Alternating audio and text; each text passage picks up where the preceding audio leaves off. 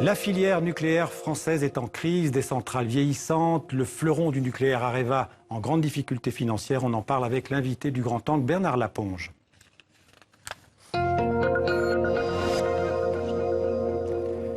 Bonjour Bernard Laponché.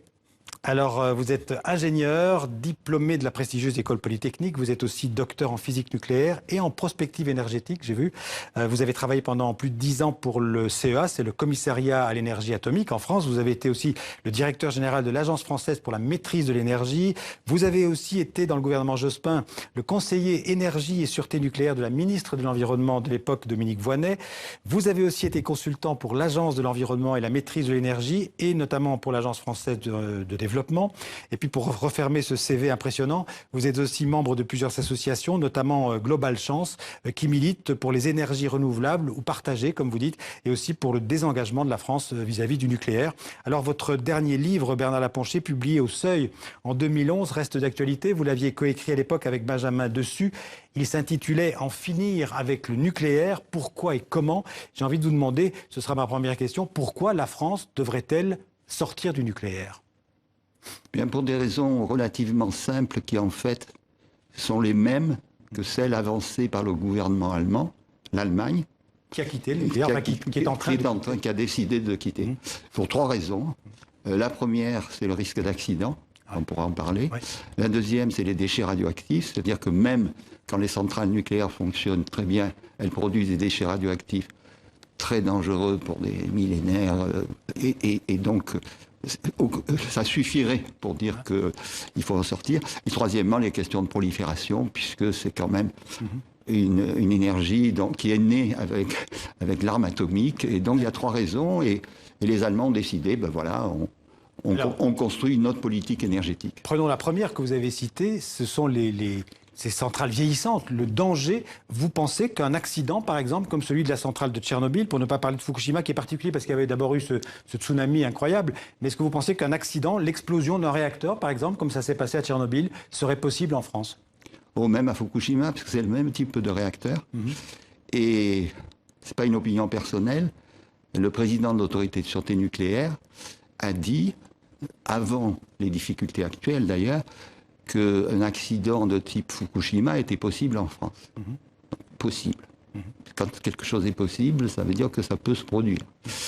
Donc, je dirais, l'ensemble des experts savent qu'un accident grave et même majeur est possible en France. Pourtant, la sûreté des centrales nucléaires, elle est surveillée, elle est contrôlée. Oui, non, elle est surveillée, mais si vous voulez, il peut se produire soit des événements extérieurs, type inondation. Regardez au Blayais, en France, à Bordeaux, on a eu en 31 décembre 1999 une très forte tempête qui a fait sauter le réseau, parce que et l'eau a commencé à inonder. Ouais. Parce que la jetée, la protection était trop basse. Et l'eau est montée, et a donc commencé à empêcher les diesels de marcher. Ouais. On a frôlé l'accident grave. Alors Bernard Laponché, on sait qu'il y a en France des centrales assez âgées. Oui. Par exemple celle de Fessenheim, qui a pratiquement 40 ans, je crois qu'elle fonctionne depuis 40 ans. Est-ce qu'il faudrait, d'après vous, la fermer d'urgence, comme François Hollande s'y était engagé ?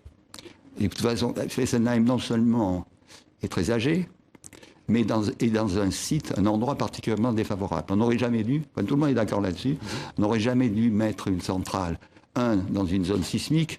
Il y en a quelques-unes en France, il y a le sud-est et puis cette zone. Alors Fessenheim, c'est près de la Suisse en fait, c'est au nord de la Suisse. Au nord de la Suisse, c'est au coin de l'Allemagne. Ouais. Donc zone sismique, possibilité d'inondation parce que elle est refroidie, vous savez c'est toujours refroidi, par le canal d'Alsace qui se trouve au-dessus de la base de la centrale. Donc s'il y a un pépin sur le canal d'Alsace, la centrale est inondée, et donc perte d'électricité. Et en plus, elle affleure avec une faible épaisseur la nappe phréatique la plus importante d'Europe. Et donc il faut la fermer, d'après vous ? Donc il faut la fermer, c'est clair et net. Bon, celle-là, il n'y a pas de discussion. Alors il faut rappeler en France qu'il y a 58 réacteurs, il y a 19 centrales nucléaires. Oui. Est-ce qu'il faut en fermer plusieurs, beaucoup ? Alors, la sagesse, en fait, s'est exprimée par la loi de transition énergétique qui dit qu'il faut réduire la proportion de nucléaire dans la production d'électricité de 75% aujourd'hui à 50%. Ça, c'est l'objectif de François Hollande. 2025. Ouais. C'est la loi. C'est bientôt, c'est demain, c'est dans 8 ans. Voilà, donc il faut commencer à fermer, en commençant, évidemment, par Fessenheim, pour toutes les raisons que je vous ai dites, très probablement Tricastin, Bugey, c'est-à-dire à la fois des centrales qui ne sont pas en bon état et qui sont vieilles. Bugey, qui est aussi une frontière, qui est aussi une centrale tout près de la frontière suisse. Ouais. Et qui est entre Genève et Lyon. Ouais. Et donc il y a des critères de fermeture qui sont à la fois l'état de la sûreté de cette centrale, son vieillissement. Ouais. Parce qu'on dit qu'il n'y a pas de limite au vieillissement, c'est faux. C'est limité par le bombardement des neutrons sur la cuve. Ouais. Si ce bombardement a été suffisamment important pendant les 40 ans, on arrête. Et on sait que ces cuves sont parfois... il y a parfois des fissures dans les cuves. Donc ça, ce que je vous dis, c'était déjà avant les problèmes récents. Ouais. Alors les problèmes récents, ils sont de nature, ils amènent en fait à une véritable crise de la sûreté. C'est le fait que, parce que vous connaissez la construction de réacteurs EPR à Flamanville. Alors là, vous passez à une autre question que je vais vous poser, mais les EPR, il faut dire que ce sont des réacteurs de la 3e ou même 4e génération. Non, c'est les mêmes un peu plus gros. Voilà. Mais ils connaissent pas mal de déboires. Hein. Alors, ils connaissent énormément de déboires, puisque... Ça coûte très très cher. On a vendu déjà à l'étranger ce réacteur avant de l'avoir construit en France. Ça, on voit le réacteur de Flamanville. On voit le réacteur de Flamanville. Qui n'est toujours pas terminé. Non. Et donc, on l'a vendu à la Finlande à un prix très bas, et en disant, on va construire en 6 ans. Donc, il devait démarrer en 2009. Il n'y a toujours pas démarré. Ouais. En France, même chose, des retards, des problèmes de chantier, des problèmes de difficultés, ça s'allonge. Le prix qui était aussi 3,5 milliards, qui a été vendu, entre guillemets, aux politiques, aux parlementaires, etc., 3,5 milliards, tout le monde a dit formidable, etc. On est à 10,5 milliards. Ouais. Et en plus, on a découvert que l'acier du couvercle de cuve, la cuve c'est une espèce de cylindre, si vous voulez. On le voit d'ailleurs là, c'est ça le couvert. Ça c'est le dôme. D'accord, le couvercle est en dessous quelque part. C'est en dessous le réacteur. Il est en dessous. Et c'est un truc comme ça, avec un couvercle, un fond, une cuve. Et le couvercle de cuve a eu une mauvaise fabrication. L'acier contient trop de carbone. Et s'il contient trop de carbone, ça rend l'acier plus fragile. Ouais. Donc normalement, vous ne faites pas. Donc vous pensez que la filière EPR... elle est mornée? Probablement. C'est-à-dire que ça va beaucoup... D'abord, elle est très compliquée. C'est des réacteurs très gros. Il y a une course à la taille qui est probablement pas favorable, qui rend d'ailleurs, en cas d'accident, le danger plus important, parce que vous avez des quantités de radioactivité beaucoup plus importantes. Ouais. C'est probablement une erreur de choix. Et en plus, il s'avère que ça fonctionne pas. Malheureusement, il faut avancer. Donc, cette question de l'EPR plombe les comptes d'Areva, qui est j'allais dire le noyau dur, le noyau central du nucléaire en France, l'entreprise qui... Est-ce que la pérennité d'Areva, la survie d'Areva est menacée? Ben oui, parce que pour plusieurs raisons. La première, des raisons de caractère, on peut dire technique, c'est-à-dire qu'Areva, par exemple, a un commerce de l'uranium, et l'uranium n'est pas cher, et il y a eu en plus un peu ce scandale du Ramin, c'est-à-dire l'achat d'une mine qui n'avait pas beaucoup d'uranium et qui a coûté 2,5 milliards. Pour rien trouver. Pour rien trouver.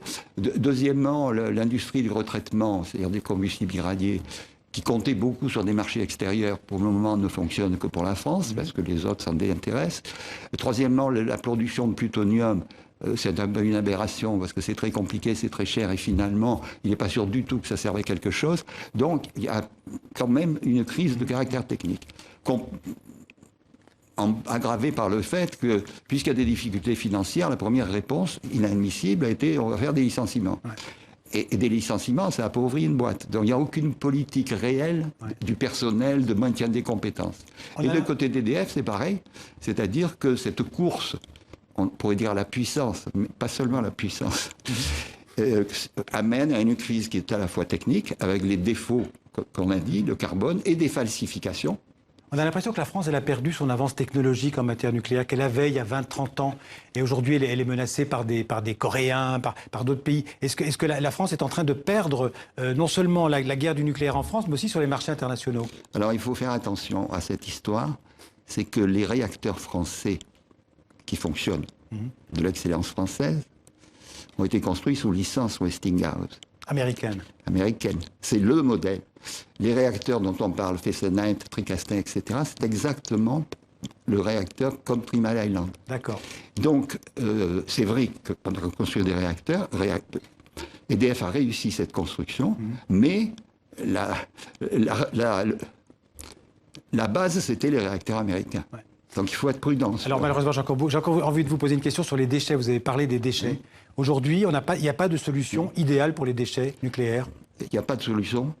Ce qui est proposé en France, c'est de les enlever. Vous savez, le problème des déchets nucléaires, ça a toujours été, on pourra s'en débarrasser. Alors, soit on mettait dans l'eau, dans la mer. Après, on a dit, c'est pas possible. Après, on les enterrait très, très profond. Alors, voilà. Alors, l'enterrement profond, c'est dramatique. Parce qu'une fois que vous les avez mis, c'est terminé.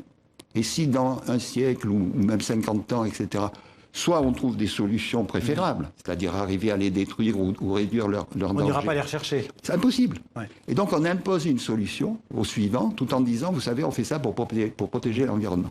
Donc c'est une escroquerie. Ouais. Donc pour le moment, il n'y a pas de solution acceptable ou techniquement développée pour les déchets. Un autre problème, c'est le coût du démantèlement. Admettons qu'on décide de démanteler les centrales nucléaires, oui. les 58 centrales, enfin réacteurs, ça va coûter des milliards d'euros. Oui. Alors là-dessus, il y a encore un problème, c'est que c'est un peu comme le coût de l'EPR. Le coût du démantèlement, EDF dit, eh ben voilà, pour l'ensemble de mes 58 réacteurs, ce sera, mettons, 19 milliards ou 18 milliards. Là-dessus, il y a une mission d'information du Parlement sur cette question qui conclut que personne n'a pris les moyens de vérifier ce chiffre. La Cour des comptes a dit que quand même ça paraissait bizarre. Et le travail qu'on a fait, moi que j'ai fait en particulier, mais la Cour des comptes et puis le rapport le dit, on fait des comparaisons internationales. On compare à l'Allemagne qui avait exactement les mêmes réacteurs. Et quand EDF dit 400 millions, la compagnie d'électricité allemande correspondante dit entre 1 milliard et 1,2 milliard. Donc il y a un problème. Ouais. Alors c'est important parce que normalement, pour le démantèlement, comme pour les déchets, on doit faire des provisions. C'est-à-dire qu'il faut qu'il y ait une cagnotte qui permettra de financer. En quelques secondes, vous espérez, vous pensez que la question énergétique, le nucléaire et les énergies renouvelables seront au centre de la campagne présidentielle qui s'annonce ? Je crains que ça ne soit pas au centre. Simplement, je pense qu'il y a pas mal de gens, y compris politiques, qui commencent à se rendre compte que si on continue comme ça, on va dans le mur. Et qu'il y a des propositions alternatives. On peut faire en France ce que fait l'Allemagne. On a plus d'énergie renouvelable et on peut faire des économies d'énergie, qui sont la première chose, réduire la consommation. Donc, il y a une politique énergétique alternative qui est prête. Alors, est-ce que les politiques auront l'intelligence de la saisir ? Il faudra un jour vous réinviter pour parler justement de toutes les solutions alternatives. Là, on a parlé beaucoup du nucléaire. Merci en tout cas Bernard Laponcher. C'est moi qui vous remercie. D'être venu sur le plateau du 64 minutes.